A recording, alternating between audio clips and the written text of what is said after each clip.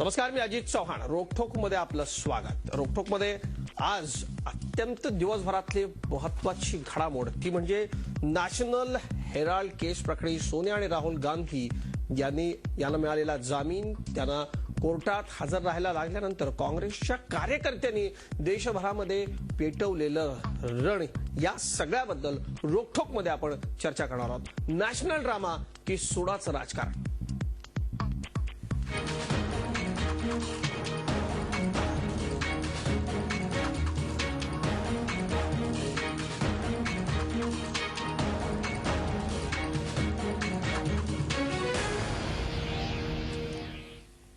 मान्यवरांसोबत या अत्यंत महत्वाच्या घडामोडीवरती आपण आज रोकठोक मध्ये महत्वपूर्ण चर्चा करणार आहोत. पण सुरुवातीला पाहूयात एक रिपोर्ट.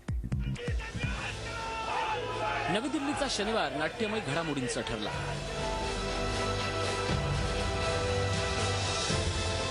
कारण होतं नॅशनल हेराल्ड प्रकरणात काँग्रेस श्रेष्ठींना कोर्टानं बजावलेलं समन्स. दुपारी 3 पूर्वी हजर राहण्याचे आदेश पतियाला हाऊस कोर्टानं काँग्रेस अध्यक्ष सोनिया गांधी आणि राहुल गांधी यांना दिले होते. गांधी मातापुत्र अटक करून घेणार की जामीन घेणार याबाबत गूढ होतं. सकाळी 10 वाजता 10 जनपथचं सोनियांचं निवासस्थान, अकबर रोडवरचं काँग्रेस मुख्यालय आणि पतियाळा हाऊस कोर्ट. काँग्रेसचे कार्यकर्ते सकाळपासूनच रस्त्यावर होते. या प्रकरणाचा राजकीय फायदा उचलण्याची पूर्ण तयारी काँग्रेसनं केल्याचं स्पष्ट दिसत होतं. मोदी सरकार विरोधात ठिकठिकाणी निदर्शनं केली जात होती. दुपारी 2:30 वाजता पोलीस छावणीचं स्वरूप प्राप्त झालेल्या पतियाळा हाऊस कोर्ट परिसरात काँग्रेस नेते जमण्यास सुरुवात झाली. सोनिया, राहुल यांचे वकील कपिल सिब्बल, अभिषेक मनु सिंघवी, प्रियांका वडेरा, रॉबर्ट वडेरा, माजी पंतप्रधान मनमोहन सिंग हे पतियाळा हाऊस कोर्टात हजर झाले. दुपारी 3:30 वाजता सोनिया गांधी आणि राहुल गांधी देखील कोर्टात आले. ते कोर्टरूम मध्ये पोहोचताच सुनावणी सुरू झाली. दुपारी 3:30 वाजता सोनिया गांधी आणि राहुल गांधी देखील कोर्टात आले. ते कोर्टरूम मध्ये पोहोचताच सुनावणी सुरू झाली. दुपारी 4 वाजता अवघ्या 2 मिनिटांमध्ये सुनावणी संपली. सोनिया, राहुल गांधी बाहेर आले. सुब्रमण्यम स्वामी यांनी केलेला विरोध फेटाळून कोर्टानं दोघांना प्रत्येकी 50,000 रुपयांचा वैयक्तिक जामीन मंजूर केला. पासपोर्ट पे कोई कंडीशन लगानी चाहिए, इनको बाहर नहीं जाना चाहिए, ये स्वामी डॉक्टर स्वामी ने बहस की थी, लेकिन वो बहस जज साहब ने नहीं मानी और एक श्योरिटी पे, हर एक एप्लीकेंट की एक श्योरिटी पे बेल पे रिहाई किया है. काँग्रेस मुख्यालयात पोहोचल्यानंतर सोनिया आणि राहुल गांधी पत्रकारांना सामोरे गेले. नरेंद्र मोदी सत्तेत आल्यापासून सुडाचं राजकारण करत असल्याचा आरोप त्यांनी यावेळी केला. मौजूदा केंद्र सरकार अपने विरोधियों को जानबूझकर निशाना बना रही है और इसके लिए वो सरकारी एजेंसी का पूरी तरह से इस्तेमाल कर रही है. हम में से कोई भी डरने वाला नहीं है. इनके खिलाफ हमारी लड़ाई जारी रहेगी. मोदी जी झूठे इल्जाम लगवाते हैं और वो सोचते हैं कि विपक्ष झुक जाएगा. मैं हिंदुस्तान के हर नागरिक को बताना चाहता हूं कि मैं और कांग्रेस पार्टी नहीं झुकेंगे. भाजपने हे आरोप फेटाळून लावलेत. नरेंद्र मोदी जी का नाम लिए बिना, पीएमओ का एक बार नाम लिए बिना उनका हाजमा दुरुस्त नहीं होता और इसलिए वो इस तरह का काम करते हैं. नॅशनल हेराल्ड प्रकरणाची पुढची सुनावणी आता 20 फेब्रुवारीला होणार आहे. यावेळीही सोनिया आणि राहुल गांधींना हजर राहावं लागणार आहे. त्या सुनावणीत आपण अधिक प्रबळ पुरावे दाखल करू असा दावा याचिकाकर्ते सुब्रमण्यम स्वामी यांनी केला आहे. भीड़ लाना और इतने सरकारी खर्च करना, इतनी इंतजाम करने पड़ती है, तो इससे मतलब ये दुनिया भर में ये जाएगा कि हमारे देश में सब बराबर नहीं है और लोकतंत्र पूरी तरह है नहीं. तो इसके लिए मैं कहता हूँ कांग्रेस की तुम्हारी नाम इससे खराब होती है. कुछ तुम हारने वाले हो इसीलिए ये सब कर रहे हो, नहीं तो जीतने वाले हो तो हंस कर जाओ कोर्ट में. एकूणच राजधानीसाठी हा वीकेंड नाट्यमय घडामोडींचा होता. काँग्रेस हा नॅशनल फार्स करत असल्याची टीका भाजपनं केली आहे, तर भाजप सुडाचं राजकारण करत असल्याचा आरोप काँग्रेसनं केला आहे. लेकिन ये पब्लिक है, ये सब जानती है. नवी दिल्लीहून रामराजे शिंदेसह ब्युरो रिपोर्ट, झी मीडिया. आणि याच विषयावरती सविस्तर चर्चा करूयात. मान्यवर रोकठोकमध्ये आपल्याबरोबर आहेत, माझ्याबरोबर आहेत भारतीय जनता पक्षाचे प्रवक्ते आणि आमदार राम कदम. स्वागत या चर्चेमध्ये आपलं. माझ्याबरोबर स्टुडिओमध्ये इथे आहेत ज्येष्ठ राजकीय विश्लेषक प्रकाश बाळ जोशी. सर, आपलं स्वागत रोकठोकमध्ये. माझ्याबरोबर आमच्या ठाण्याच्या स्टुडिओमधून आहेत झी24 तासचे मुख्य संपादक डॉक्टर उदय निरगुडकर. उदय सर, आपलं या चर्चेमध्ये स्वागत. माझ्याबरोबर सचिन सावंत आहेत, काँग्रेसचे प्रवक्ते. सचिनजी, स्वागत या चर्चेमध्ये आपलं. आणि दिल्लीच्या आमच्या स्टुडिओमधून ॲडव्होकेट दिलीप तौर आहेत, सुप्रीम कोर्टामधले ज्येष्ठ विधिज्ञ. तौर सर, आपलंही खूप खूप स्वागत. सर्वप्रथम सचिन सावंत, मी आपल्याकडे येतो, पण तत्पूर्वी रोकठोकमध्ये या सेगमेंटमध्ये काय कुठल्या विषयावरती महत्वाची आपली चर्चा असणार आहे तो सवाल बघा हा पडद्यावरती. नॅशनल हेराल्ड प्रकरणी खटल्याचा ड्रामा करून काँग्रेसनं नक्की काय साधलं? सचिन सावंत, काय साधलं? हा कोर्टावरती दबाव टाकण्याचा प्रयत्न होता असा आरोप तुमचे विरोधक करतायत. काय स्पष्टीकरण याबाबत? नाही, आता मला विरोधकांची जी भूमिका आहे ती सगळी भूमिका जी आहे ती नरेंद्र मोदींची भूमिका आहे. त्यांना या देशामध्ये कशा तऱ्हेचं राजकारण करायचंय हे 2014 पासूनच्या मे महिन्यापासून ते सत्तेवर आल्यानंतर ते वेळोवेळी स्पष्ट केले. आणि विरोधकांची कशा तऱ्हेने खिल्ली उडवायची, कशा तऱ्हेने ही न ज्या तऱ्हेने बिहारमध्येही तुम्ही पाहिलं असेल आणि इतर राज्याच्या निवडणुकांमध्येही पाहिलं असेल, किंवा त्याचबरोबर ज्या तऱ्हेने पार्लमेंटमध्ये ते उपस्थित नसतात आणि विरोधकांशी संवादही साधला जात नाही. त्यामुळे हा जो सगळा प्रकार जो आहे तो नरेंद्र मोदींच्या विचारधारेमधनं आलेला आहे. आणि सुब्रमण्यम स्वामींचा बोलविता धनी कोण आहे, त्या कुठल्या पात्रतेमुळे त्यांना भाजपच्या कोर कमिटीमध्ये त्या स्थान मिळालं. आणि आजचाच विषय जर घेतला तर आजच त्यांना टाईप 7चा बंगला त्या ठिकाणी मिळाला गेलाय, Z+ सिक्युरिटी ज्या तऱ्हेने दिली गेली. त्यामुळे हे इंडिकेटिव्ह कशा तऱ्हेनं चाललेलं आहे हे आपण पाहिलंय.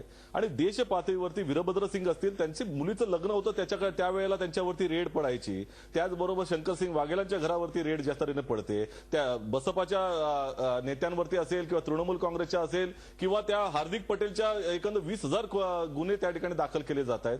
हे सचिन पायलट असतील, अशोक गेहलोत असतील, त्यांच्यावरती केसेस दाखल केल्या जात आहेत. हे सगळं जे वातावरण आहे ते विखारी राजकारण, सुडाचं राजकारण त्या ठिकाणी आहे. आणि याचाच निषेध करण्याकरता आणि नरेंद्र मोदींचा खरा चेहरा, भारतीय जनता पक्षाचा खरा चेहरा लोकांसमोर यावा या दृष्टिकोनातूनच या ठिकाणी देश पातळीवरती आम्ही निदर्शनं आज केली. आणि त्याचबरोबर निश्चितपणे न्यायालयाचा अनादर करण्याची कुठलीही भूमिका नव्हती.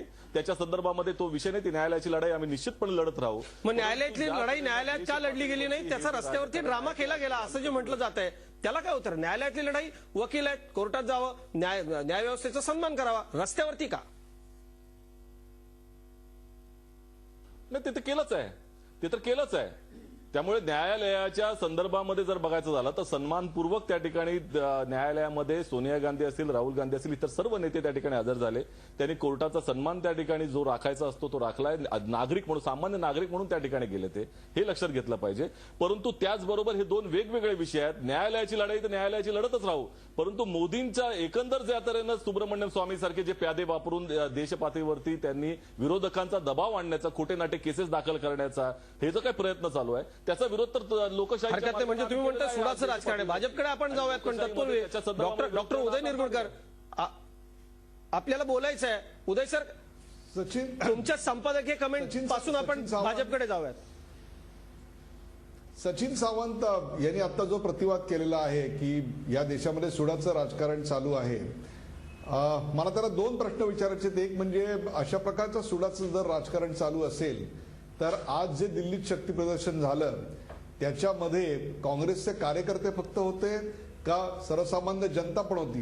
निर्भया केस झाल्यानंतर ज्याप्रमाणे सर्वसामान्य दिल्लीकर रस्त्यावर उतरला होता तसा तुमच्या नेत्यांच्या रक्षणासाठी सर्वसामान्य दिल्लीकर आम्हाला इंडिया गेटवर का दिसला नाही? आणि दुसरी गोष्ट म्हणजे अत्यंत महत्वाचा प्रश्न असा आहे की या देशातलं न्यायालय स्वायत्त आहे याच्यावर आपला विश्वास नाहीये का? आणि तिसरी गोष्ट, हे जे आपण रस्त्यावर येऊन लढताय तेही मी एक वेळ समजू शकतो, परंतु याचा संबंध आपण संसद चालू न देण्याशी लावताय, त्याचं स्पष्टीकरण जरा भारतीय जनतेला दिलं तर बरं होईल. सचिन सावंत, नाही, निश्चितपणे पहिली गोष्ट उदयजी, पहिलं एक लक्षात घेतलं पाहिजे की न्यायालयाची बेअदबी करण्याचा हा कुठलाही विषय नाही. आम्ही सरकारच्या विरोधामध्ये मोदींच्या एकंदरच त्या ठिकाणी त्यांची जी भूमिका आहे या देशामधल्या राजकारणाला वेगरूप देण्याचा प्रयत्न आहे, त्याच्या विरोधामध्ये देश पातळीवरती जिल्हा स्तरावरती हे सगळ्या पद्धतीने निदर्शन झाले. जनतेचा विषय आदरणीय सोनिया गांधींनी सांगितलं होतं की ह्या संदर्भामध्ये काही आपल्याला तर हा मोठा विषय त्या दृष्टिकोनातून त्यांच्या न्यायालय लढाईचा करायचा नाही, परंतु संसद हे असं माध्यम आहे की ज्यामध्ये देश पातळीवरती ज्या ज्या काही घटना घडतात त्याचे प्रतिसाद पडसाद तिथे उमटले पाहिजेत. वीरभद्र सिंगांची मुलीचं लग्न त्यावेळेला असतं, मुख्यमंत्र्यांच्या घरावरती ईडीचे ज्या काही हल्ले त्या ठिकाणी होत असतील, छापे पडले असतील, तर त्याची निश्चितपणे त्या ठिकाणी त्याचे पडसाद उमटणार आहेत, ते संसदेमध्ये उमटणार. अशोक गेहलोत असतील, शंकरसिंग वाघेला असतील, इतर सगळे मुख्यमंत्री आज अरविंद केजरीवालांच्या संदर्भामध्ये बघायचं झालं तर त्यांच्या प्रिन्सिपल सेक्रेटरीवरती त्या ठिकाणी जेव्हा रेड टाकले जाते मुख्यमंत्र्याला कळवलं देखील जात नाही. आणि त्या संदर्भामध्ये भारतीय जनता पक्षाची भ्रष्टाचाराच्या संदर्भामध्ये दोन वेगवेगळ्या भूमिका आहेत. म्हणजे अरुण जेटलींचा भ्रष्टाचार हा फार मोठा प्रकारचा त्यांचा ब्लास्फेमी म्हणून म्हटलं जातो आणि इतर जे संदर्भामध्ये आरोप असतील तर ते मात्र फार मोठ्या प्रमाणात त्या ठिकाणी. सचिन चव्हाण, या सगळ्याचा संसद चालू न देण्याशी काय संबंध आहे? या सगळ्याचा संसद चालू न देण्याशी काय संबंध आहे? ज्या तऱ्हेनं सरकारच्या एकंदर यंत्रणांचा दुरुपयोग जर सरकार करत असेल आणि विरोधकांची मुस्कटदाबी त्या ठिकाणी करणार असेल तर ते संसदेचं प्लॅटफॉर्म नाही का? तेच अरुण जेटली म्हणाले होते की प्रतिरोध करणं आणि संसद त्या ठिकाणी थांबवणं हे देखील संसदीय हत्यार आहे, त्या ठिकाणी ते एक टूल आहे संसदीय लोकशाहीचं, हे अरुण जेटली स्वतःच म्हणाले होते. त्यामुळे त्या संदर्भामध्ये बघायचं झालं तर न्यायालयाची बेदबी करणारी विधानं भारतीय जनता पक्षाच्या इतर नेत्यांकडे ते स्वतःच अरुण जेटली म्हणाले टायरनी ऑफ द हरकत नाही. सचिन सावंत, तुम्ही म्हणताय सुडाचं राजकारण होत आहे, संसद ठप्प करणे हाच एकमेव उपाय याच्यावरती आहे का? संसदीय इतर आयुधांचा वापर होऊ शकतो का? चर्चेच्या ओघात आपण पुढे या सगळ्यावरती बोलूच, पण ज्या पद्धतीनं राम कदम आरोप केले जात आहेत तुमच्या नेत्यांवरती, तुमच्या पक्षावरती, सत्ताधारी सरकारवरती की सुडाचं राजकारण होत आहे, हे राजकारण सुडाचं आहे का? तुम्ही सूड घेताय का? या प्रकरणात सविस्तर बोलत असताना मी पूर्ण ते न्यायालयाची सगळे कागदपत्रे या ठिकाणी आणलेले आहेत, याच्यावरही सविस्तर बोलता येईल. प्रकरण न्यायालयात असल्यामुळे त्याच्यावर टीका टिप्पणी करणं हे योग्य ठरणार नाही.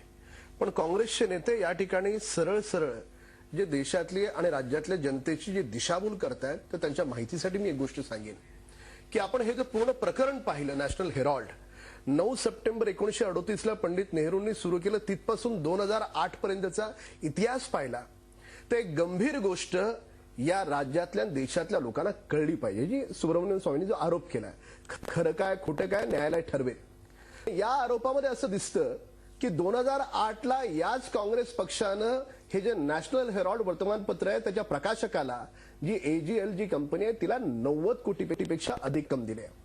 आता मला एक साधा प्रश्न विचारायचा आहे, 90 कोटी 2008ला काँग्रेस पक्षानं दिलेत, काँग्रेस पक्षाला जो जनतेकडून लोकांकडून निधी आलाय त्या निधीतले 90 कोटी रुपये दिलेत, ते काँग्रेस पक्षाचे नाही आहेत, ते जनतेचे आहेत. लोकांनी तुम्हाला निधी म्हणून दिलाय. हे 90 कोटी रुपये दिले जातात आणि हे 90 कोटी रुपये नोव्हेंबर 2010 मध्ये एक यंग इंडियन ट्रस्ट कंपनी स्थापन होते, ज्या कंपनीमध्ये 38% सोनिया गांधींचे आहेत, 38% राहुल गांधींचे आहेत आणि 24% ऑस्कर फर्नांडिस आणि मोतीलाल वोरांचे आहेत. प्रश्न असा येतो की मला जगामधले खरंच हे विज्ञान आणि हे गणित मला कळायला मार्ग नाही की 50 लाख रुपये ही कंपनी काँग्रेसला देते आणि 50 लाख रुपयामध्ये 90 कोटीचं कर्ज माफ केलं जातं आणि या 50 लाख रुपयामध्ये ही जी बेसिक कंपनी आहे याचे 99% शेअर मिळतात. म्हणजे 50 लाख रुपयात 2000 कोटीची प्रॉपर्टी हे जगातलं 7वं नव्हे पहिलं आश्चर्य म्हणावं लागेल. 50 लाख रुपये तुम्ही द्यायचे, हा 3 महिन्यातला व्यवहार आहे. जर या 3 महिन्यातला व्यवहार जर तुम्ही पाहिला, माझ्याकडे आकडे आहेत सगळं, की पहिल्यांदा नोव्हेंबर 2000 मध्ये 5 लाख रुपये कॅपिटल दाखवून ही कंपनी स्थापन झाली यंग इंडिया. त्याच्यानंतर डिसेंबर 2010 मध्ये 50 लाख रुपये ह्यांनी दिलेले आहेत काँग्रेस पक्षाला.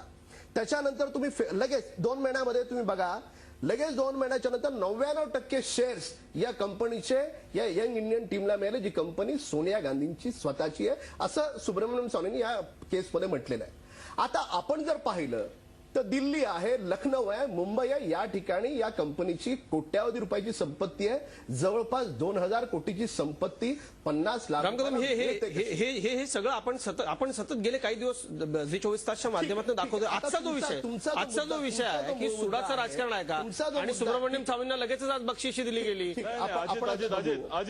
अजित जी अजित अजित अजित जी. अजित अजित अजित सचिनजी बोला. सुडाच्या राजकारणावर बोलतो मग सचिन आपण बोला. सुडाच्या राजकारणावर बोलतो सांगतो सचिन. या संदर्भामध्ये मी याचं पूर्ण स्पष्टीकरण त्या ठिकाणी देईन. नाही हरकत नाही. आपण ते दाखवलंय स्पष्टीकरण राजकारणावर पक्षाने एवढंच स्पष्टीकरण बोलून. दिलं. आता मॅटर कोर्टात सुडाच्या राजकारणावर एवढंच मॅटर आता बोलून. कोर्टात आहे. पुढं काय आता सुडाच्या राजकारणावर एवढंच कोर्टाचा विषय बोलून. नाही. 2012 साली सुब्रमण्यम स्वामींनी कोर्टात केस घातले आणि 2012 साली सचिन सावंत काँग्रेसचं सरकार होतं. आम्ही सरकारमध्ये येऊन आम्हाला 6 वर्ष झालंय. म्हणजे जर 2012 साली केस घातली गेली आहे ती कोर्टात आहे, न्यायालय आपलं काम करतंय, तरी तुम्ही म्हणता सुडाचं राजकारण. अरे वा. वीरभद्र सिंगचं तुम्ही उदाहरण दिलं. वीरभद्र सिंगने टायमिंग केलं की चुकीचं असेल, पण वीरभद्र सिंगने जो भ्रष्टाचार केलाय, जे आरोप आहेत त्याच्यावर, ते आरोप तुम्ही पाठीशी घालणार आहात का? तुम्ही काँग्रेसवाले म्हणालात का ठीक आहे आम्ही यांचा राजीनामा घेतो? नाही म्हणालात. चिदंबरमच्या मुलाचा उल्लेख करता. चिदंबरमचा पोरगा आहे, चुकीचं केलं असेल, त्याच्या मित्राने चुकीचं केलं असेल. तुम्ही विनोद तावडेंचा राजीनामा घेतला का? तुम्ही त्या ठिकाणी सुषमा बोलताना मी बोललो नाही. राजीनामा घेतला का? मी बोललो नाही. वसुंधरा राजेंचा राजीनामा घेतला का? तुम्ही बोलताना मी बोललो नाही. राजीनामा घेतला का? सचिनजी आजचे जे मुद्दे आहेत ना, आजचे जे मुद्दे ना त्याच्यावरती आपण चर्चा करू. त्यांच्यावरती केस घालणं चुकीचं नाही का? तुम्ही म्हणाला सुडाचं राजकारण आहे का? आपण उत्तर घेतोय. पुढे आपण जाऊया की संसद चालू न देणं हे त्याच्यावरती उत्तर आहे का? त्याच्यावर आपल्याला बोलायचंय. लोकांची कामं होत नाही, देश ठप्प झाला. आपण एक उत्तर घेऊया ना. उत्तर घेऊन राम कदम हे सुडाचं राजकारण घ्यायचं उत्तर द्या. मी सचिन सावंत आपल्याकडे क्रमवार एवढंच सांगतो. वीरभद्र सिंगच्या घरी टायमिंग चुकीचं असेल, पण त्यांनी केलेले आरोप कुणालाही पाठीशी त्यांच्यावर असलेले गंभीर आरोप भ्रष्टाचाराचे आपल्याला पाठीशी घालता येणार नाही. दुसरं आपण घेऊ आपण चिदंबरमच्या मुलाचं. उद्या कुणाचाही मुलगा असला न्यायालयाच्या समोर, व्यवस्थेच्या समोर, आणि त्याला त्याच्यावर ज्या पद्धतीचे आर्थिक गंभीर आरोप आहेत त्याची चौकशी होणार. उद्या पंतप्रधानाचा मुलगा आहे किंवा कुठल्या आणखी मोठ्या नेत्याचा मुलगा आहे, मग तो न्यायालय व्यवस्थेपुढे माफ होत नाही. आणि राहिला प्रश्न केजरीवालचं तुम्ही म्हणत होतात, तर त्या ठिकाणी ते 2 अधिकाऱ्यांचे एकमेकांवर आरोप आहेत. आणि तिथला जो राजेंद्र कुमार जो तिथला सेक्रेटरी आहे त्याने 50 कोटीचं कॉन्ट्रॅक्ट म्हणजे कुठलंही टेंडर न काढता दिलंय, आणि त्याच्यावर जर समजा रेड घातली तर त्याला तुम्ही म्हणाल सुडाचं राजकारण. मग तुम्ही मायावतीच्या बाबतीत तुम्ही काय केलं होतं? तुम्ही लालूच्या बाबतीत केलं होतं? तुम्ही मुलांच्या बाबतीत काय केलं होतं? त्यावेळेस तुमच्या सीबीआयनी रेड नव्हत्या केल्या का? मुळामध्ये आपण या गोष्टीकडे असं पाहिलं पाहिजे. जो भ्रष्टाचार आहे तो भ्रष्टाचारच आहे. नव्हत्या केल्या का? मुळामध्ये आपण या गोष्टीकडे असं पाहिलं पाहिजे. जो भ्रष्टाचार आहे तो भ्रष्टाचारच आहे. जर काँग्रेसच्या नेत्यावर जर रेड केली, वा सुडाचं राजकारण.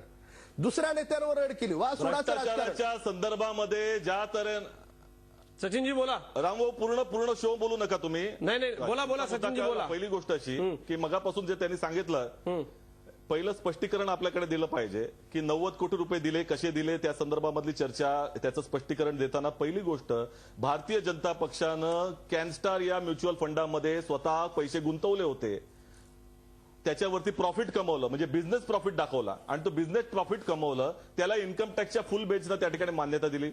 दुसरी गोष्ट, तशाच तऱ्हेचं एजीएल हे नॅशनल हेराल्ड वर्तमानपत्र चालवणं, हे मुखपत्र काँग्रेसचं चालवणं, आणि तो जो पॉलिटिकल प्रोसेस मधला एक भाग आहे, तशाच तऱ्हेचे 2 वृत्तपत्र भारतीय जनता पक्षाने देखील चालवून बंद केले, त्याचा लॉस बुक केला, आणि म्हणजे याचा अर्थ पक्षाकडनं त्याच्याकडे पैसे गेले होते, तेही इन्कम टॅक्सकडे माफ केलं गेलं. आणि ह्याच सुब्रमण्यम स्वामीनं 2012 साली जेव्हा कंप्लेंट केली 90 कोटी कर्जाच्या संदर्भात, तेव्हा इलेक्शन कमिशनच्या फुल बेंचनं त्या ठिकाणी निकाल दिला, आणि त्यांनी सांगितलं की कुठल्या सोर्सेस आजचा जो मुद्दा आहे, आजच्या मुद्द्यापासून आपण भरकटायला नको, लांब जायला नको, दूर जायला नको.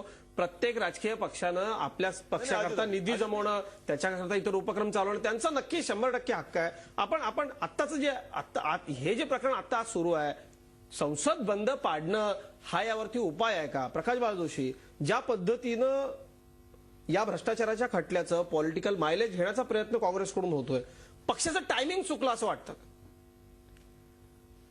नाही, मला तर असं वाटतं की आपण जर बघितलं तर हा विषय जो आहे नॅशनल हेराल्डचा, हा अतिशय गंभीर आहे. चर्चा झालेली आहे, ते प्रकरण कोर्टात गेलेलं आहे, न्यायप्रविष्ट आहे, आणि त्याचे सगळे डिटेल्स आपण अतिशय पहिल्यापासून आपण त्याच्यावर केलेली आहे. आज मुद्दा असा आहे की शेवटी हा जरी न्यायालयीन प्रविष्ट प्रकरण असलं तरी ते पूर्णपणे राजकारणाशी समाविष्ट झालेलं. म्हणजे त्याचं राजकारण भाजप, त्याचप्रमाणे काँग्रेस, म्हणजे काँग्रेस टीका करते की भाजप सुडाचं राजकारण करते, भाजप म्हणते आम्ही सुडाचं राजकारण करत नाही. परंतु आज जे काही घटना घडली, म्हणजे आज ज्या पद्धतीनं काँग्रेसनी त्याच्या पूर्ण कार्यकर्ते आणि ज्या पद्धतीने तो विषय मांडला त्या मांडण्यामध्ये त्याने असं म्हणजे एक प्रकार अशा पद्धतीनं म्हणजे त्या प्रकरणामधले नेमके डिटेल्स काय आहेत हा भाग वेगळा आहे. परंतु शेवटी राजकारणामध्ये परसेप्शन हे महत्वाचं असतं. तर परसेप्शनच्या दृष्टीने जर बघितलं तर काँग्रेसने आज ॲडव्हान्टेज घेतला असं मला म्हणावंसं वाटतं की त्यांनी कुठेतरी असं दाखवलं म्हणजे त्यांचं काय नेमकं तो प्रकरण आहे, भाजप खरंच सुडाचं राजकारण करते की नाही वगैरे हा भाग वेगळा. परंतु त्यांनी आज ज्या पद्धतीनं ते कोर्टात सगळे गेले तिथं मांडले आणि बाहेर आल्यानंतर त्यांनी जे त्यांचा विषय होता की जो विषय त्यांनी पार्लमेंटमध्ये नेण्याची गरज नाही म्हणजे पार्लमेंटचा कारवाई जी आहे तिथलं जे प्रोसिडिंग्ज आहे त्याचा आणि या केसचा काही संबंध नाही. तिथलं राजकारण वेगळं, तिथं पूर्ण सरकारने अनेक विषय ठप्प झालेले आहेत. तर तसं असताना त्यांनी तो विषय आज रस्त्यावर आणलेला आहे आणि रस्त्यावरचं राजकारण त्यांनी आज केलेलं आहे हे आज निश्चितपणे दिसतंय. आणि त्याच्यात कुठेतरी त्यांनी एक आघाडी घेतलेली म्हणजे भाजपला कुठेतरी त्यांनी डिफेन्सिव्हवर नेलंय खरं असं मला आज या सगळ्याचा देशाच्या राजकारणावरती काय परिणाम होईल याची महत्वपूर्ण चर्चा आपल्याला करायची आहे. खरं तर हा जो खटला आहे किंवा हा जो मुद्दा आहे याच्यावरून संसद बंद पाडणं, देशाचं कामकाज ठप्प करणं हे योग्य आहे का? आणि कुठेतरी अनेक विधेयकं अशी आहेत ज्याच्यात ताळमेळ दोन्ही पक्षांमध्ये सत्ताधारी विरोधकांमध्ये होऊन पुढे निर्णय होणं अपेक्षित आहे. ते सगळं थांबणार आहे का? बोलूयात आपण. पण आता दिलीप तौर, सुप्रीम कोर्टामधले ज्येष्ठ विधिज्ञ दिलीप तौर आपल्याबरोबर आहेत. वकील साहेब, आज कोर्टात नेमकं काय घडलं?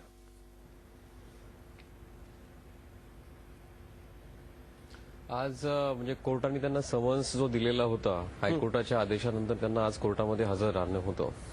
तर हे कोर्टामध्ये आज हजर राहिले. तिथे त्यांच्या बाजूने कपिल सिब्बल यांनी बाजू मांडली कोर्टामध्ये आणि कोर्टाने त्यांना बेल ग्रांट केली. 50,000च्या श्युरिटीवर बेल ग्रांट केली त्यांना.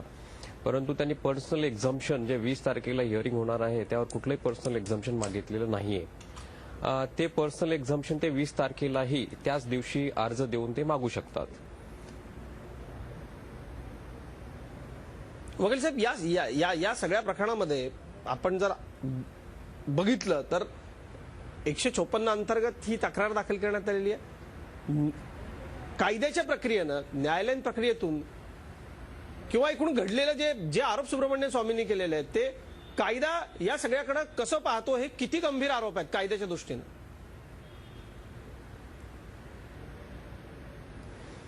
खूपच गंभीर आरोप आहेत. सेक्शन 403, 406, 420, 120B म्हणजे misappropriation, fraud, cheating, criminal conspiracy अशा प्रकारचे हे गंभीर आरोप त्यांनी त्यांच्या कंप्लेंटमध्ये केलेले आहेत. आणि मॅजिस्ट्रेटने ज्यावेळेस त्यांचं स्टेटमेंट रेकॉर्ड केल्यानंतर जो काही कागदोपत्री पुरावा त्यांनी मॅजिस्ट्रेट समोर दाखल केलेला होता त्याच्या बेसिसवर मॅजिस्ट्रेटनी प्रायमा फेसिया केस आहे म्हणून त्यांना समन्स इश्यू केलं होतं. खरं तर हे समन्स काँग्रेस पार्टीनं चॅलेंजच करायला नको हवं होतं हायकोर्टमध्ये, परंतु त्यांनी बाय मिस्टेकेबली हे हायकोर्टमध्ये चॅलेंज केलं. कारण असे समन्स वगैरे कुठल्याही कोर्टामध्ये म्हणजे कुठलाही कोर्ट त्याला स्टे देत नाही. हायकोर्टाने त्याला स्टे दिला नाही आणि त्यांना हजर राहण्यास सांगितलं. परंतु हायकोर्टाने एक ऑब्झर्वेशन केलं त्या ऑर्डरमध्ये की ह्या संपूर्ण प्रकरणामध्ये क्रिमिनल फ्लेवर आहे आणि त्यामुळे जी काही मॅजिस्ट्रेटकडे कंप्लेंट केलेली आहे त्यामध्ये संपूर्ण आरोपी नंबर 1 ते 7 या आरोपींनी कोर्टासमोर हजर राहणे आणि त्या अनुषंगाने हे लोक आज कोर्टासमोर हजर राहिले होते. हरकत नाही. या सगळ्यात मला डॉक्टर उदय निरगुडकर आपल्याकडे यायचं. उदय सर, आजचा दिवस हा चर्चेचा दिवस ठरला, चर्चेचा शनिवार ठरला, पण असं सगळं सर्वसामान्य माणसाकरता का होत नाही? काँग्रेस असो किंवा भाजप असो, संसद ठप्प आहे, देशाचं काम होत नाहीये, हे सगळं किती गंभीर आहे. आणि या सगळ्या घडामोडींचा पुढं राजकारणाचा देशाच्या राजकारणावरती काय परिणाम होणार आहे, काय वाटतं आपल्याला? अजित, त्याच्या आधी 2 महत्वाच्या गोष्टी प्रेक्षकांच्या माहितीसाठी मी सांगतो. कदाचित सचिन सावंत त्याच्यावर उत्तरे देऊ इच्छितील. त्यातला पहिला मुद्दा असा आहे की गेले 15 महिने या प्रकरणाची सुनावणी चालू होती. हे आपण लक्ष घेतलं पाहिजे की हे काय आज सुरू झालेलं प्रकरण नाहीये. या विषयाची 15 महिने सुनावणी चालू होती आणि त्याच्यानंतर जी काही कायदेशीर कार्यवाही जी आहे ती आपल्या समोर आली आहे. तो भाग क्रमांक 1. भाग क्रमांक 2 असा आहे की ज्या जजनी अशा स्वरूपाची ऑर्डर दिली त्या जजच्या नेमणुकीची मागणी काँग्रेसनेच केलेली होती. त्याच्या आधी तेजी म्हणून ते जज नेमलेले होते, ते आम्हाला नकोत अशा स्वरूपाची भूमिका काँग्रेसच्याच वकिलांनी घेतलेली होती. त्यामुळे त्यांना पाहिजे ते जज दिल्यानंतर त्या जजनी अनपेक्षित असा निकाल दिला असं काँग्रेसला म्हणायचंय का? आणि दुसरी गोष्ट म्हणजे 15 महिने या प्रकरणामध्ये वाद प्रतिवाद झाले, याची काँग्रेसला आता देशाला किंवा संपूर्ण संसद वेठीला धरताना जाणीव नाहीये का? सचिन सावंत. सचिनजी बोला. न्यायालयीन प्रक्रियेबद्दल कुठल्याही तऱ्हेचं प्रश्नचिन्ह पहिली गोष्ट, न्यायालयीन प्रक्रियेबद्दल कुठल्याही तऱ्हेचं प्रश्नचिन्ह काँग्रेस पक्षाने लावलं नव्हतं आणि त्या संदर्भामध्ये भविष्यातही लावलं जाणार नाही. जी परिस्थिती निर्माण झालेली आहे ती या संदर्भामध्ये सरकारची भूमिका कुठल्या तऱ्हेनं राहिलेली आहे. 1 ऑगस्ट 2014ला ईडीची इन्क्वायरी या सरकारनं लावली, एन्फोर्समेंट डायरेक्टरनं. त्याचबरोबर त्या ठिकाणी 1 ऑगस्ट 2015ला ती इन्क्वायरी बंद केली गेली. कारण बंद ह्यासाठी केली गेली की तत्कालीन कमिशनरने सांगितलं याच्यामध्ये कुठल्याही तऱ्हेची केस बनत नाही. असं असताना त्या कमिशनरची त्या ठिकाणी ट्रान्सफर होते. ट्रान्सफर तातडीने केली जाते आणि 1 सप्टेंबरला पुन्हा एन्फोर्समेंट डायरेक्टरची या ठिकाणी नवीन एन्फोर्समेंट डायरेक्टर जो आहे त्याच्या अंतर्गत ही चौकशी पुन्हा सुरू केली जाते. आणि या मधल्या काळामध्ये अरुण जेटली स्वतःच म्हणाले होते की यामध्ये काही केसमध्ये फार काही दम नाही. हे स्वतः त्याचं ऑन रेकॉर्ड स्टेटमेंट आहे. या संदर्भामध्ये ज्या तऱ्हेनं सुब्रमण्यम स्वामींना भारतीय जनता पक्षातर्फे मदत केली जाते आहे, ज्या तऱ्हेनं ते कोर कमिटीचे मेंबर असल्यामुळं त्या संदर्भामध्ये त्यांनी भारतीय जनता पक्ष याच्यामध्ये तक्रारदार नाही असं म्हटलं जात नाही. कारण ते कोर कमिटीचे मेंबर आहेत. त्या संदर्भामध्ये त्यांनी जे केले गांधीजींच्या या गांधी परिवाराच्या विरोधामध्ये इतके वर्ष ते जे काम करत होते त्याचंच बेनिफिट म्हणून त्यांना कोर कमिटीचं मेंबर केलं गेलेलं आहे. हे लक्षात घेतलं पाहिजे. आणि त्यानंतर आजच्या परिस्थितीमध्ये ज्या तऱ्हेनं टाईप 7 बंगला मिळतोय त्यांना, त्या ठिकाणी Z+ची सिक्युरिटी बरोबर याच दिवसाला त्या ठिकाणी इंडिकेटिव्हली दिली जाते. स्वतः स्वामी म्हणतायत की नरेंद्र मोदींच्या आशीर्वादानंच ह्या सगळ्या गोष्टी चालल्या. स्वामींचं ऑन रेकॉर्ड स्टेटमेंट त्या ठिकाणी आहे. त्यामुळे ह्या सर्व संदर्भामध्ये भारतीय जनता पक्ष असा मागे राहून चालणार नाही. त्याची भूमिका ही जी चालली आहे ती पूर्णपणे दुटप्पी आहे. ज्या तऱ्हेनं देश पातळीवरती गोष्टी चालल्या आहेत, नुसत्याच राहुल गांधी सोनिया गांधींचाच विषय नाही. या संदर्भामध्ये विविध नेत्यांवरती, विरोधकांवरती त्या ठिकाणी अशा तऱ्हेचे आरोप, यंत्रणांचा दुरुपयोग हा केला जातोय. आता ह्या संदर्भामध्ये जर पाहायचं झालं तर जे आरोप केले जात आहेत, मिस अप्रोप्रिएशन, चिटिंग ह्याच्या मधला जो काही आरोप आहे तो न्यायालयामध्ये आपण निश्चितपणे करू. कारण त्या तिन्ही कंपन्या काँग्रेसच्या आहेत. AJLE कंपनी ज्या असेल तर त्याला ऐतिहासिक महत्व आहे. जवाहरलाल नेहरूंनी त्या ठिकाणी स्वतः स्थापन केलेली कंपनी आहे. त्यामुळे ती कधीही वाइंड अप होऊ नये याकरता अतिशय चांगला निर्णय माननीय सोनिया गांधींनी केलेला आहे. जी नॉट फॉर प्रॉफिट म्हणून जी कंपनी यंग इंडियन आहे, ज्याच्यामध्ये स्वतः त्यांना घेताच येणार नाही त्याचा लाभ. हरकत नाही. 15 महिने सुनावणी चालली. आता हे सगळं एकच मुद्दा सचिनजी, नाही ज्या तऱ्हेनं मगाशी मी जेव्हा सांगितलं की ह्या सर्व संदर्भामध्ये जो वास येतो आहे तो भारतीय जनता पक्षाच्या एकंदर नेतृत्वाची इच्छेनं या सगळ्या गोष्टी घडल्या जात आहेत. न्यायालयाची लढाई निश्चितपणे आम्ही न्यायालयामध्ये लढू, परंतु ज्या तऱ्हेनं विरोधकांची मुस्कटदाबी करण्याचा जर प्रयत्न करणार असतील तर कुठे ना कुठेतरी अवरोध करणं खरंय. तुम्ही तुमच्या मुद्द्यावरती ठाम आहात. यंत्रणांचा दुरुपयोग होतोय. याआधी देशामध्ये असा यंत्रणांचा दुरुपयोग झाला नाही का, हाही एक मग चर्चेचा मुद्दा इथं होऊ शकतो. वकील साहेबांना बोलायचं आहे. सुप्रीम कोर्टामधले वकील दिलीप तौर आपल्याबरोबर आहेत. त्यांची प्रतिक्रिया, त्यांना या सगळ्यामध्ये बोलायचं आहे. आपण बोलूया. सचिन, एका ब्रेक शिवाय झाली. एक छोटासा ब्रेक घेऊन मी परत येतोय. एक छोटासा ब्रेक रोकटोक मध्ये लगेच असतो.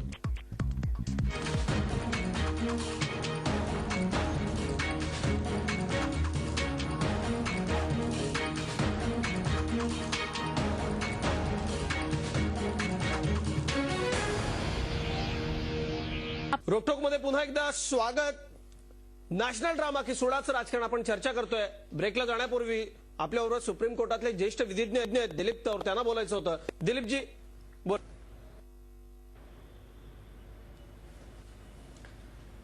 ऍक्च्युली सावंत साहेबांचं मला करेक्ट करायचं होतं. त्यांचं म्हणणं होतं की ह्या सगळ्या कंपन्या आहेत ह्या काँग्रेसच्याच आहेत.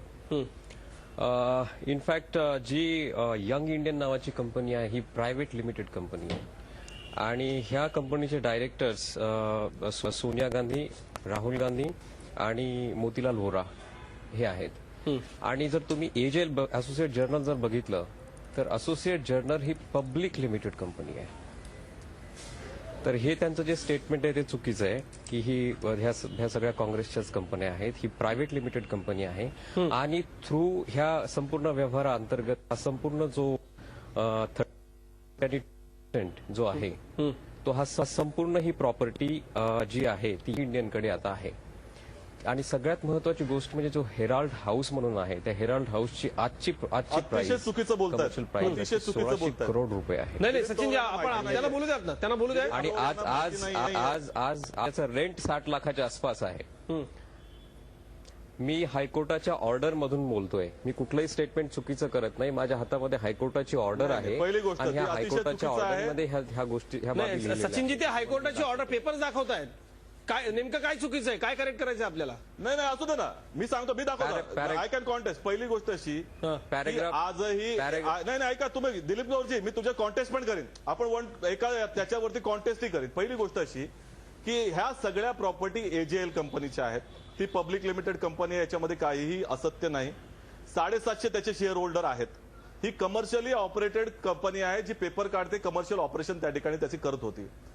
त्याचे शेअर होल्डिंग जी आहे ती 99% आज यंग इंडियनकडे गेली असली तरी त्याचा अर्थ यंग इंडियन ही त्याची शेअर होल्डर आहे, ती कंपनीचे मालक झालेली नाही. याचा अर्थ असा की आज मी या सोसायटीचा मेंबर आहे, त्या सोसायटीचा पूर्ण याची मालकी माझ्याकडे नाही, ती कंपनीच्या मालकीची असते, हे लक्षात घेतलं पाहिजे. आणि यंग इंडियन ही कंपनी ही सेक्शन 25 कंपनी आहे, ज्याचा म्हणतात not for profit company. Dilip ji अगदी थोडक्यात उत्तर द्या, मला पुढच्या मुद्द्याकडे जायचंय, कारण प्रकरण आता न्यायालयात आहे. न्यायालय योग्य तो निर्णय नक्कीच देईल. न्यायव्यवस्थेवरती विश्वास सगळ्यांचाच आहे. अगदी थोडक्यात मला फक्त 90 कोटीचे 10 रुपये प्रत्येकी किमतीचे शेअर्स, हे शेअर्स यंग इंडियनकडे आले. म्हणजे young Indian as much as owner of this AGL, that is associate journal, 90% share आल्यानंतर काय राहतं? सगळं संपूर्ण मालकी हक्क त्यांच्याकडेच तर जातात.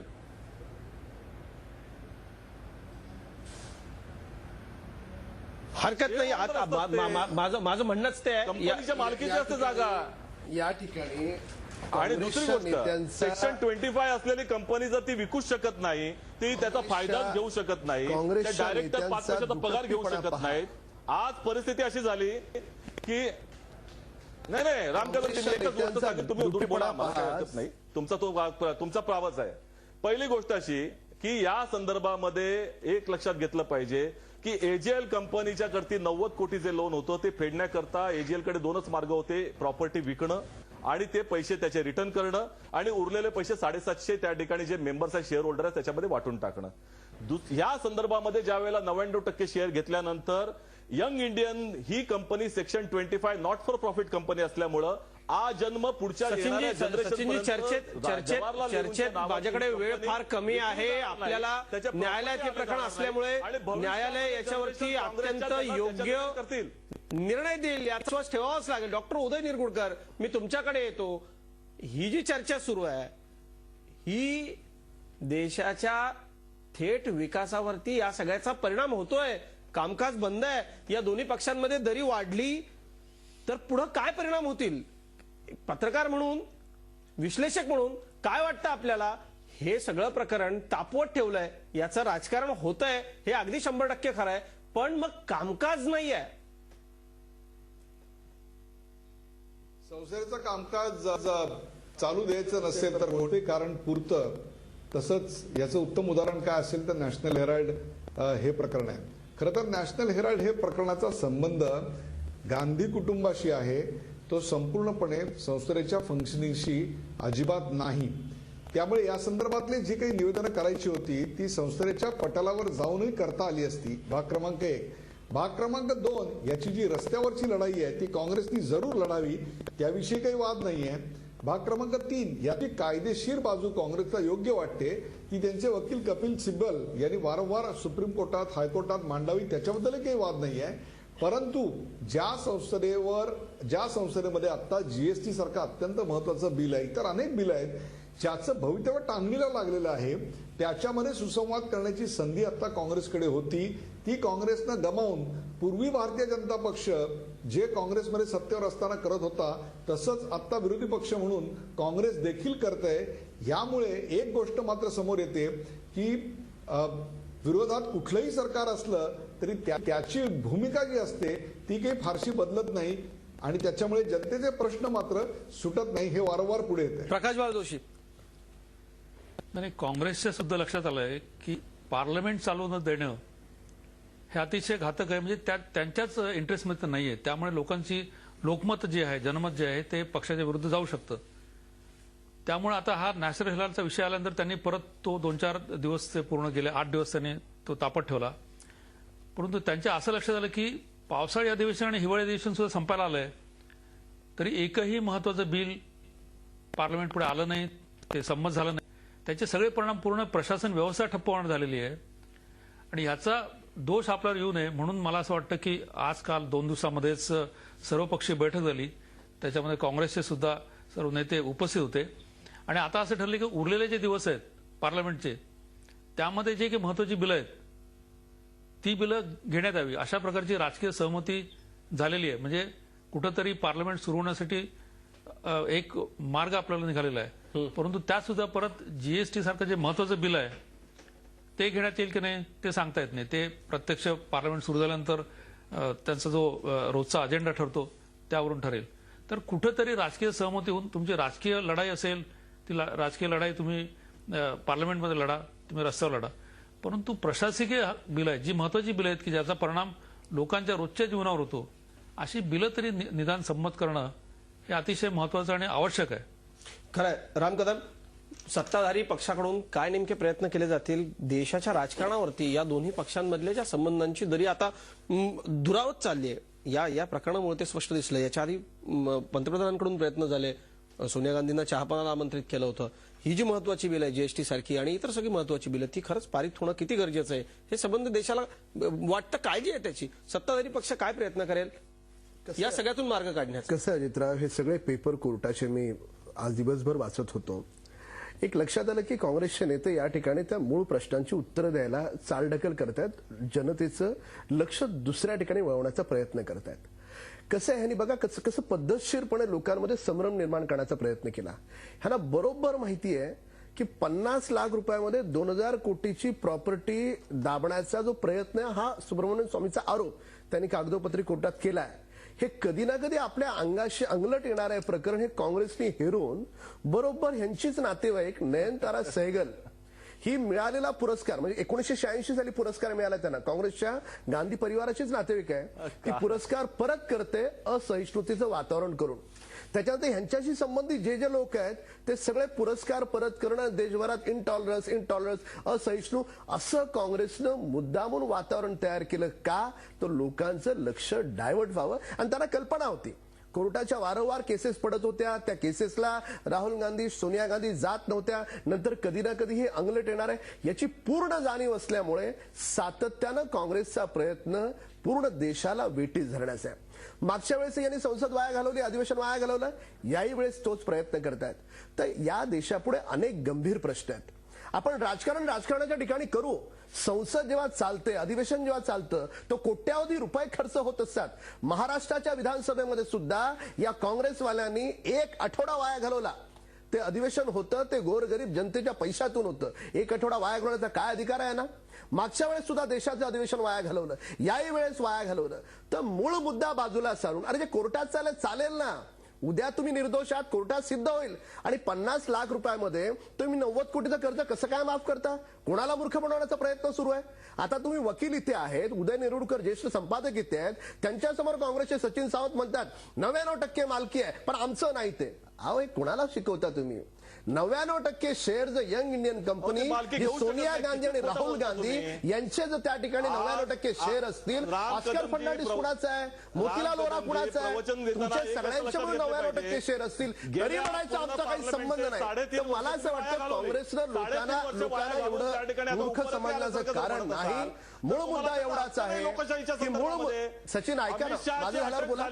अमित शहाची अटक झाली, सुप्रीम कोर्टानं त्यांना बाहेर घालवलं, तडीपार केलं, त्याच्यानंतर तुम्ही जीएसटीचं बिल थांबवलं होतं. हे कोणते संस्कार आहेत? तुम्ही बोलताना मी बोललो का? शेतकऱ्यांना देत नाही, शेतकऱ्यांच्या आत्महत्या वाढत चालल्या, त्याचं कशा तऱ्हेनं बोलताय? हे कोणते सचिन तुम्ही बोलताना मी बोललो का? तुमच्या सगळ्या प्रश्नांची उत्तर देतो मी, तुमच्या सगळ्या प्रश्नांची उत्तर देतो. तुम्ही बोलताना मी बोललो नाही, त्यामुळे असं बोला, आपण बोला.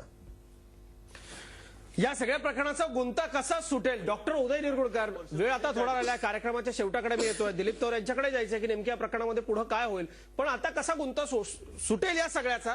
आणि सगळ्यात महत्वाचं म्हणजे एक सत्ताधारी पक्ष म्हणून भारतीय जनता पक्षाची आता ती जबाबदारी का आता कामकाज चाललं पाहिजे, काँग्रेसलाही ते उबगलेलं आहे. या सगळ्यातून कसा आता गुंता हा सुटेल, विश्लेषक म्हणून काय वाटतं आपल्याला? मला असं वाटतं की भारतीय जनता पक्षानं जो पुढाकार घेऊन सर्वपक्ष बैठक आज बोलली होती आणि त्या बैठकीमध्ये काही सकारात्मक वातावरण निर्माण झालं, ही अतिशय चांगली बाब आहे आणि त्याच्यामुळे सोमवारपासून संसदेचं काम अत्यंत व्यवस्थित सुरू होईल. परंतु त्या उरलेल्या काळामध्ये आता प्रकाश जोशी सांगत होते की जीएसटी सारखं बिल खरोखरच चर्चेला येऊन त्याच्यातनं काही मार्ग निघू शकेल का? तर माझ्या माहितीप्रमाणे जीएसटीचं बिल या संसदेच्या अधिवेशनामध्ये यायची शक्यता आता जवळपास संपुष्टात आलेली आहे. त्यामुळे इतक्या महत्वाचं बिल आपण आज या देशामध्ये अंमलबजावणीला यायला आपण पूर्णपणे मुकलेलो आहोत. सवाल असा आहे, काँग्रेस एक गोष्ट जी म्हणते ना त्याच्यात एक तथ्य आहे आणि भारतीय जनता पक्ष म्हणते त्याच्यात देखील एक तथ्य असं आहे की सरकारी यंत्रणांचा गैरवापर जो राजकीय पक्ष सत्तेवर येतो तो आपल्या विरोधकांचं दमन करण्यासाठी करत असतो. ज्यावेळी काँग्रेस सत्तेवर होतं त्यावेळेला सीबीआयचा काँग्रेस ब्युरो ऑफ इन्व्हेस्टिगेशन असं करण्यात आलेलं होतं. तर आता भाजप सत्तेवर आल्यानंतर आपल्याला असेच आरोप होताना दिसत आहेत की रेड पडल्यानंतर जे आकांड तांडव झालं आणि ज्या प्रकारचा कांगावा संपूर्ण अरविंद केजरीवाल यांनी केला, ती संधीच मुळात आपण त्यांना कशा घेऊन देतो हा एक सवाल आहे. एकूणच राजकीय पक्षांमधली वाढती असहिष्णुता या देशाच्या विकासाच्या, चर्चेच्या, या देशाच्या लोकशाहीच्या आणि संसदेच्या चालण्याच्या मुळावर येते आता. अत्यंत घातक गोष्ट आहे, किंवा ही एक फॅशन पडतीये. त्यामुळे जे संसदेत चालतं ते विधानसभेत चालतं, जे विधानसभेत चालतं ते महानगरपालिकेत चालतं. तुम्ही पाहिलं असेल की जरा बाकी छोटीशी गोष्ट घडली की महानगरपालिकेमध्ये सभात्याग होतो, चर्चा होऊ शकत नाही, तेच आज विधानसभेत होतं आणि तेच आज संसदेमध्ये होतं. ही जे वरपासून खालपर्यंत जी उतरण आहे, माथा ते पायथा, ती अत्यंत चुकीची असं माझं मत आहे. सचिनजी, आज विधानसभेत होतं आणि तेच आज संसदेमध्ये होतं. ही जे वरपासून खालपर्यंत जी उतरण आहे, माथा ते पायथा, ती अत्यंत चुकीची असं माझं मत आहे. सचिनजी बोला. नाही, माझं एवढंच म्हणणं आहे की एकंदरच अरुणाचल प्रदेशमध्ये ज्या तऱ्हेनं विटंबना झाली आहे लोकशाहीची, ह्या सगळ्या गोष्टीचे पडसाद निश्चितपणे उतरणार आणि ती जबाबदारी सरकारची आहे. भारतीय जनता पक्ष त्या ठिकाणी ज्या तऱ्हेनं चाललेलं आहे ते लोकशाहीला घातक आहे.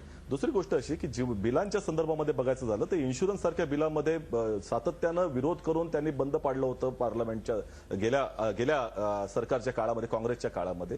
त्याला या ठिकाणी आम्ही पाठिंबा देऊन ते पारित केलं गेलं होतं, त्याच्यामध्ये काही शंका नाही. जीएसटीच्या संदर्भामध्ये असेल तर जीएसटीच्या संदर्भामध्ये आम्ही 3 सुधारणा दिल्या. ते chief economic adviser Bharatiya Janata पक्षाचे आहेत, त्यांनी देखील त्या मान्य केल्या आहेत. परंतु त्याच्यामध्ये ते बदल करून त्या ठिकाणी त्याला पुढे घेऊन जाण्याची जबाबदारी जी सरकारची ते करत नाहीत, कारण संघाचा त्याच्यामध्ये त्याला प्रमुख विरोध आहे. त्यामुळे जीएसटीचं बिल हे फुकटचं विरोधकांच्या नावावर टाकलं जाते. त्या दिवशी आपले सीताराम येचुरीने देखील त्या संदर्भामध्ये सांगितलं की जीएसटी किंवा अशी बिलं ही फक्त काँग्रेस आणि भाजपाचाच भाग नाही, इतरही विरोधी पक्ष त्या ठिकाणी आहेत आणि त्या सगळ्यांची भूमिका जर पाहिली तर जीएसटी पारित व्हावं या संदर्भामध्ये सरकार काही करत नाहीये. त्यामुळे या 3 दिवसांमध्ये जर त्यांनी ते बदल करून आणले तर निश्चितपणे जीएसटी पारित होईल. पण संघाची भूमिका ज्या तऱ्हेनं आहे तर मला वाटत नाही भारतीय जनता पक्ष त्या ठिकाणी आणेल. संसद बंद पाडायची काँग्रेसने आणि म्हणायचं भाजप काय करत नाही, म्हणजे चोराच्या उलट्या बोंबा असं म्हटलं तर काही वावगं ठरणार नाही. तर त्याच्यामुळे इतक्या 3.5 वर्ष गेल्या 5 वर्ष ते तुम्ही तेच केलं. नाही, आता संसद कुणी बंद पाडली? देशभरातल्या लोकांना कळतंय ना, जीएसटी बिल मागच्या वेळेस आलं, याही वेळेस आपण प्रयत्न करतो.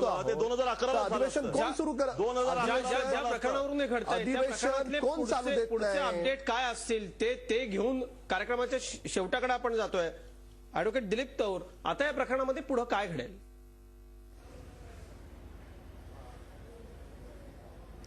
पुढे 20 तारखेला यांना हजर व्हावं लागेल आणि आज जे स्टेटमेंट केले सुब्रमण्यम स्वामींनी की 20 तारखेला ते परत फर्दर एव्हिडन्स कोर्टासमोर देईल.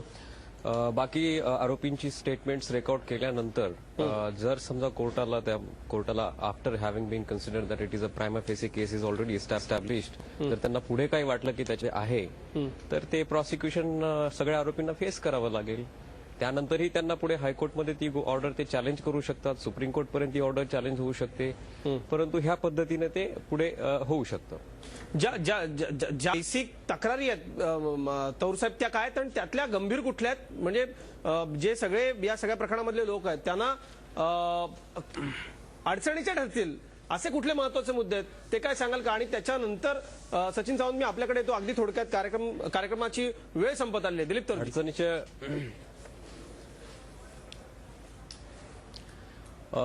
अडचणीचं ठरण्यासारखं म्हणजे मी जास्त त्याच्या खोलामध्ये मॅटरमध्ये जाणार नाही, कारण हे मॅटर कोर्टामध्ये पेंडिंग आहे. अगदी. परंतु जी काही कंप्लेंट आहे सुब्रमण्यम स्वामी यांनी जी केलेली कंप्लेंट आहे, ह्या कंप्लेंटमध्ये त्यांनी criminal Breach of trust, misappropriation, fraud, cheating अशा प्रकारचे आरोप त्यांच्या कंप्लेंटमध्ये केलेले आहेत. नक्की कार्यक्रमाची वेळ संपत आली. सचिन सावंत अगदी थोडक्यात काँग्रेसची या मुद्द्यावर या पुढच्या काळात भूमिका काय असणार?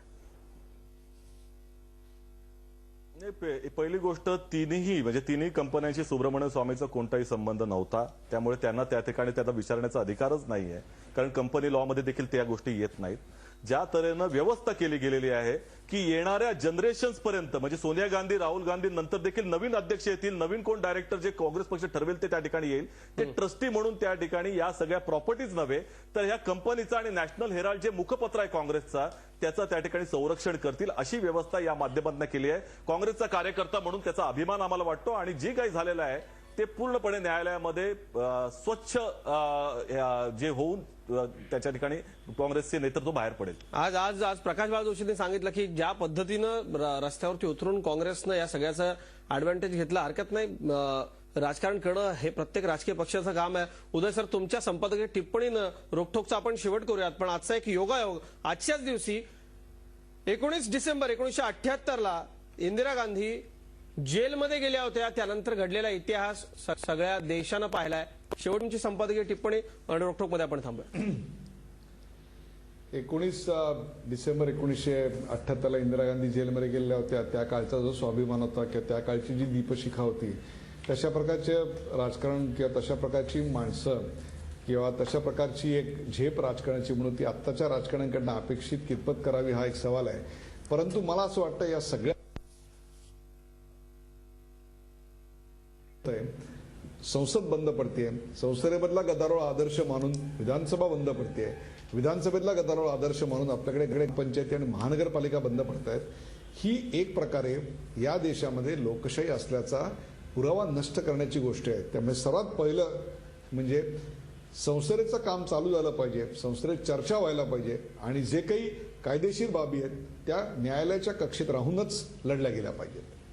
अगदी खरं आहे. आणि या प्रकरणामध्ये आता या पुढं जे राजकारण आहे ते राजकारण राजकीय पक्षांनी जरूर करावं, पण देशाचं कामकाज, संसदेचं कामकाज चाललं पाहिजे. रोखठोकमध्ये आज आपण इथेच थांबतोय. आपण सर्व मान्यवर रोखठोकमध्ये सहभागी झालात, आपले मनपूर्वक आभार. ताज्या बातम्यांसाठी पाहत राहा 24 तास. रहा एक पाऊल पुढे.